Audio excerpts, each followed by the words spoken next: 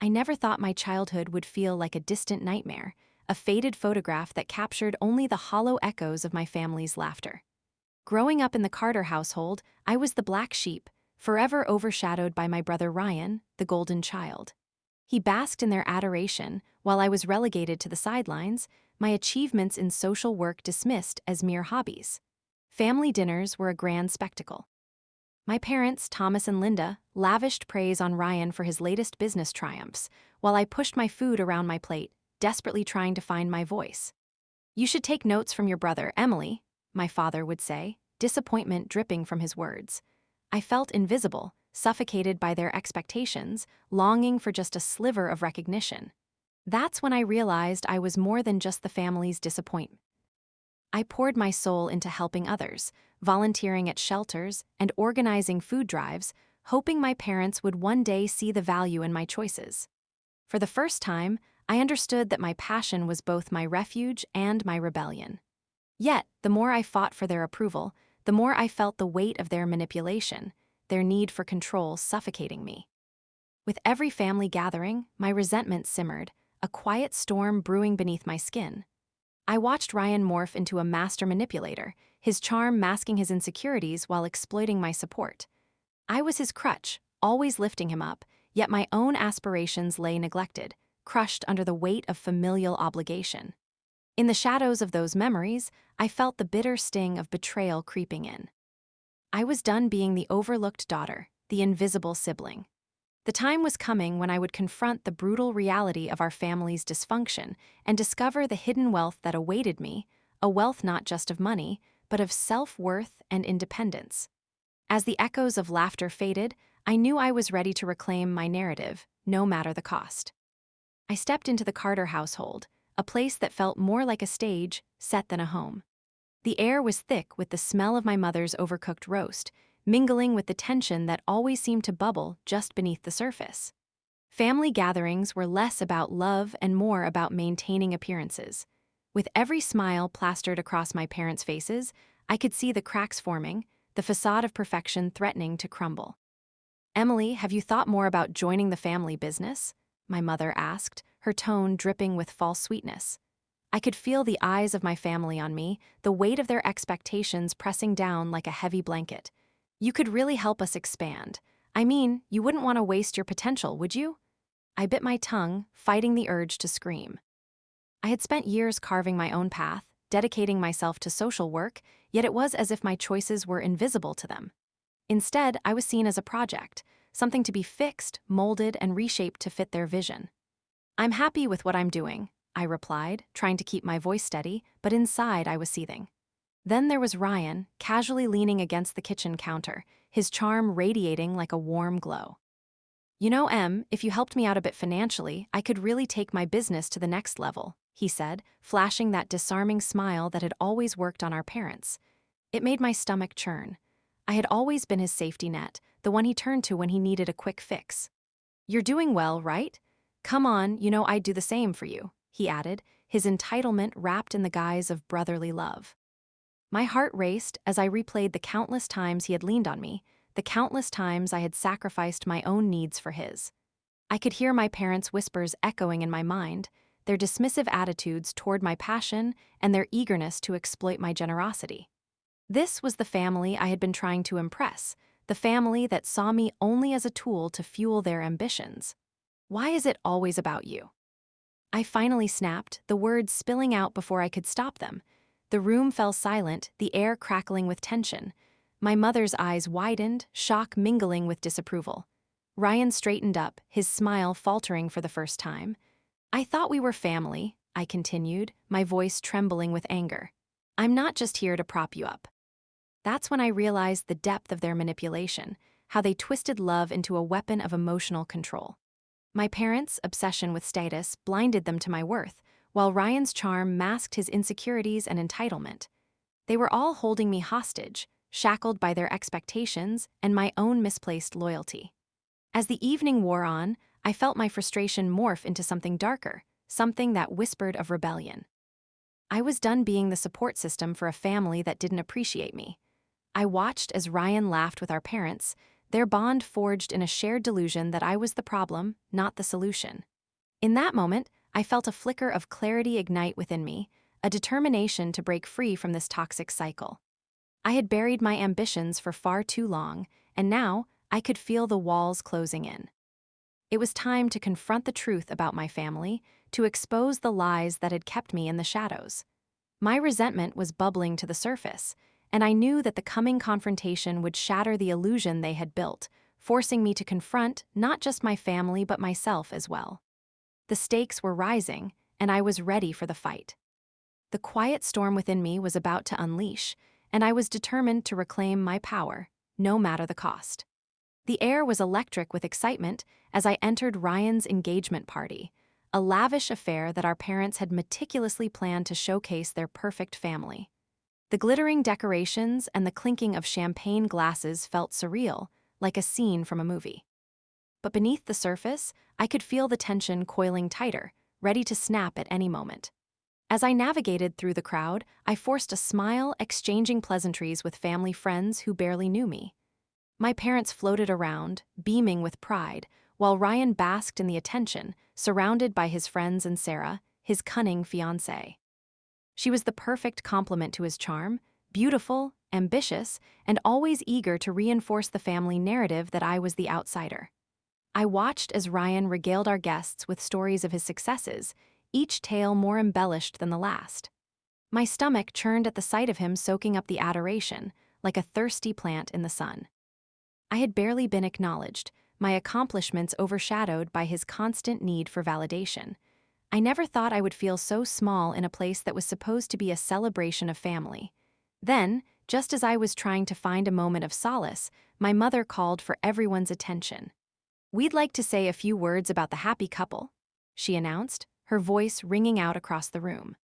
My heart sank as she gestured for Ryan and Sarah to step forward, a spotlight that should have been shared but was instead focused solely on them. As they took center stage, I felt the familiar pang of resentment. "Ryan has always been such a remarkable son," my father chimed in, his tone overflowing with pride. "He's the embodiment of success and ambition, and we couldn't be happier for him." The room erupted in applause, but I felt like I was suffocating. That's when I realized this moment wasn't just about Ryan's engagement, it was a celebration of everything I had rejected, a painful reminder of the life I had chosen to step away from. Unable to hold back any longer, I stepped forward, the words spilling out before I could stop them. "Can we take a moment to acknowledge what family really means?" I said, my voice steady but trembling with emotion. "It's not just about status or money, it's about support, love, and understanding. I've dedicated my life to helping others, yet I feel invisible in my own family." Gasps rippled through the crowd, and for a moment, time froze. My parents' faces paled as they exchanged glances, disbelief etched across their features. Ryan's confident facade cracked, revealing a flicker of vulnerability. "Emily, not now," he snapped, his voice a harsh whisper that carried through the stunned silence. But I pressed on, fueled by years of pent-up frustration. "For years, I've been your safety net, your emotional crutch. I've sacrificed my dreams to support you, and yet here I stand, ridiculed and belittled. This is not a family, this is a facade." My heart raced as I saw the shock in the eyes of our guests, the disbelief mingling with intrigue. Then, like a dam breaking, my parents erupted. "How dare you?" my mother shrieked, her voice sharp enough to cut through the tension. "You're making a scene." My father's face flushed with anger, his disappointment palpable. "You've embarrassed us in front of our friends." I felt the heat of humiliation wash over me, but beneath it simmered a new strength, a raging fire ignited by their scorn. "I've been embarrassed my whole life by your expectations, your need for control. You've manipulated me into thinking I'm not enough, but I am done playing your game." The room fell silent, the weight of my words hanging in the air like a leaden cloud. Ryan's smirk had vanished, replaced by a look of shock and betrayal. Sarah's eyes darted between us, her ambition momentarily eclipsed by the chaos unraveling before her. In that moment, I felt a sense of liberation, a clarity that cut through the fog of anger and hurt. I was no longer the overlooked daughter. I was reclaiming my narrative, shedding the weight of their expectations like a snake shedding its skin. The confrontation had shattered the illusion of our family, revealing the raw, unvarnished truth hidden beneath the surface. As the tension crackled in the air, I knew that everything was about to change. I had stepped into the fire, and there was no turning back. The stage was set for my rebellion, and I was ready to embrace the chaos that lay ahead. The aftermath of the engagement party felt like a surreal dream, a whirlwind of shame and exhilaration spinning in my head. I had ripped the mask off my family, exposing the intricate web of manipulation and entitlement that had kept me bound for so long. But as I navigated the days that followed, the initial rush of defiance began to wane, replaced by a gnawing sense of dread. I could feel the strain in my family's dynamics, the tension thick enough to cut with a knife. My parents were furious, their attempts to maintain control over the narrative intensified. Ryan, on the other hand, wore a mask of hurt, feigning innocence while plotting his retaliation. I had shattered the delicate facade, and now they were scrambling to reassert their dominance. It was during one of these tense family dinners that the truth began to unravel. I sat at the table, my stomach churning with anxiety as I listened to my parents discuss finances in hushed tones. "We need to keep her in line," my mother whispered, her voice low but sharp. "She's too unpredictable now. If she figures out what we've done," I thought, my heart racing. I had always suspected my parents were hiding things from me, but I had never imagined it would be something so insidious. I leaned in, straining to catch every word, my pulse pounding in my ears. "The trust fund is meant for Ryan's business, not for her to squander on social work. She's too naive to realize the stakes," my father replied, his tone laced with contempt. "We've been using her inheritance to prop him up, and we can't let her disrupt that." A cold wave of realization washed over me, freezing me in place. They had been siphoning money from my accounts, using my hard-earned inheritance to fund Ryan's lifestyle and business ventures without my consent. The very foundation of my family's love was built on deceit and exploitation. I felt the heat rise in my chest, a mixture of shock and fury igniting a fire within me. How could they? I thought, my mind racing. All those years of sacrificing my own happiness, believing I was helping my family, had been a lie. I was merely a pawn in their game, a source of sustenance for their insatiable greed. That night, I lay in bed, replaying their conversation over and over, grappling with the reality of my situation. My heart ached with betrayal, but underneath that pain was a burgeoning sense of clarity. I was tired of being the family's emotional punching bag, tired of being manipulated into silence. It was time to reclaim what was rightfully mine. The following day, I met with Daniel Rhodes, the family friend and financial advisor who had always been a mentor to me. As I sat across from him in his office, I could feel the weight of my decision pressing down on my shoulders. "Daniel," I began, my voice steady but laced with urgency, "I need your help to find out exactly what my parents have been doing with my trust fund." His brow furrowed, concern etching his features. "Emily, are you sure you want to dig into this? It could get messy," he warned gently. "I have to know the truth," I replied, my gaze unwavering. "I can't let them control me any longer. I deserve to understand what they've done." Daniel nodded, his expression shifting to one of determination. "All right, let's uncover the details together. You deserve to reclaim your autonomy, and I'll help you every step of the way." As we delved into the financial records, the layers of deceit unfolded, revealing a pattern of siphoning funds that had been happening for years. I felt a mix of rage and empowerment as I discovered the extent of their manipulation. Each document we uncovered was a testament to their betrayal, a reminder of the sacrifices I had made for a family that didn't value me. With each piece of evidence, I felt my resolve strengthening. This was not just about money, it was about reclaiming my identity, my worth. I had spent years in the shadows, but now I was stepping into the light, ready to confront my family and take back what was rightfully mine.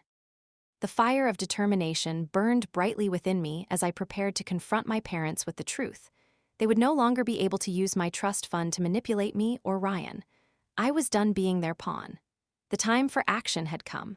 I would reclaim my power, and I would do it on my own terms. The moment had arrived, and I felt a mix of dread and adrenaline coursing through my veins. Armed with the truth about my trust fund, I stood outside the Carter home, the familiar facade now feeling like a prison. I was determined to confront my parents and Ryan, to expose their deceit and reclaim my independence. As I stepped inside, the usual aroma of my mother's cooking filled the air, but it felt suffocating.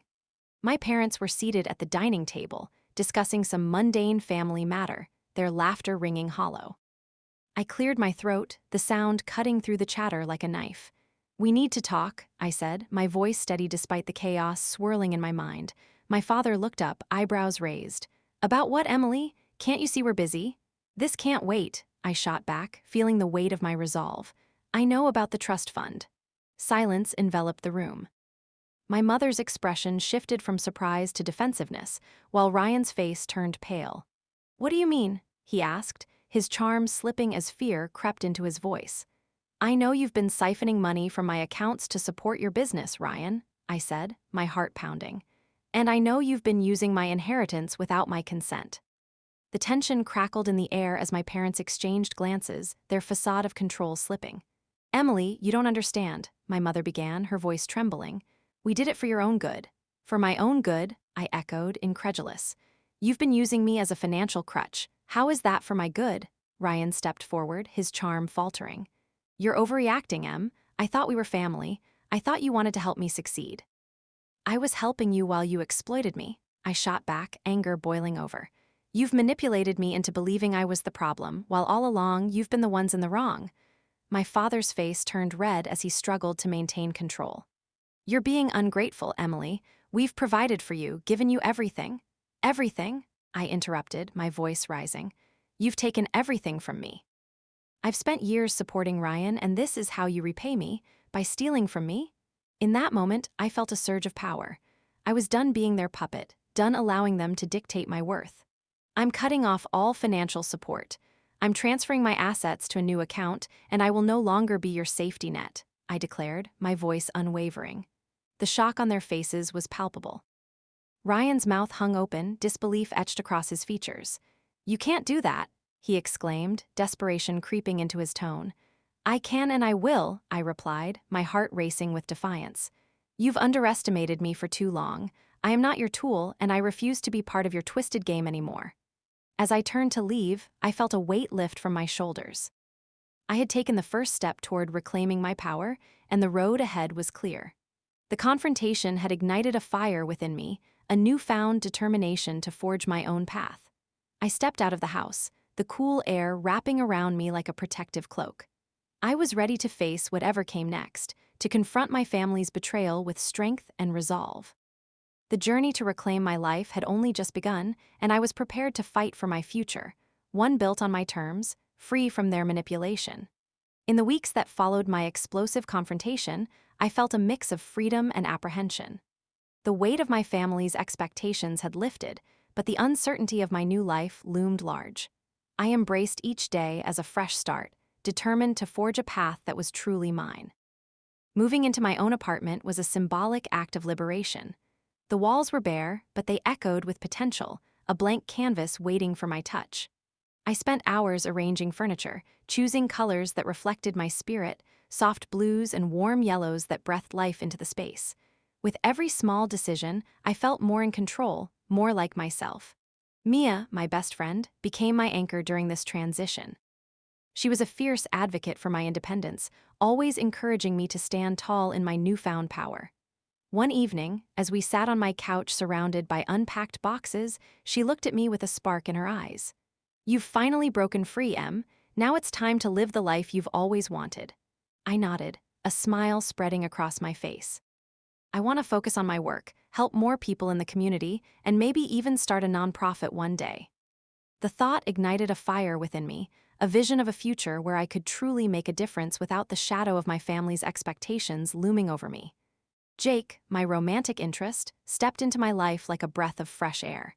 He was everything I needed, compassionate, grounded, and incredibly supportive.